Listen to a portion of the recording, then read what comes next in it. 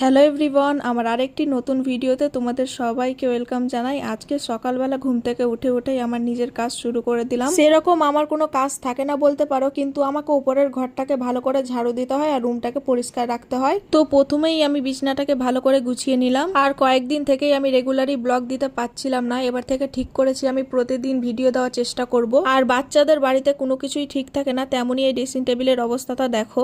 একবার গুছাতে না গুছাতে আবার সেই একই অবস্থা হয়ে যায়। তাই ড্রেসিং টেবিলটাকে আমি ভালো করে পরিষ্কার করে নিলাম। আর আজকে আমাকে আমার কাজটা আরো তাড়াতাড়ি করতে হচ্ছে, কারণ আজকে আমাকে যেতে হবে আমার স্কুল। আগে যে স্কুলে পড়তাম সেই স্কুল থেকে আজকে আমাকে লিভ সার্টিফিকেট দেওয়া হবে, সেটাই আনতে আজকে আমাকে স্কুল যেতে হবে। সেই কারণে আজকে কাজগুলো তাড়াতাড়ি করার চেষ্টা করছি। আর তোমরা যদি আমার চ্যানেলে নতুন এসে থাকো তাহলে কিন্তু অবশ্যই চ্যানেলটিকে সাবস্ক্রাইব করতে ভুলবে না। আর ভিডিওটা যদি ভালো লেগে থাকে তাহলে কিন্তু একটা কমেন্টও করে দেবে। প্রায় আমার যত কাজ ছিল সব কমপ্লিট হয়ে গেছে, এবার তাড়াতাড়ি করে রেডি হয়ে যাব।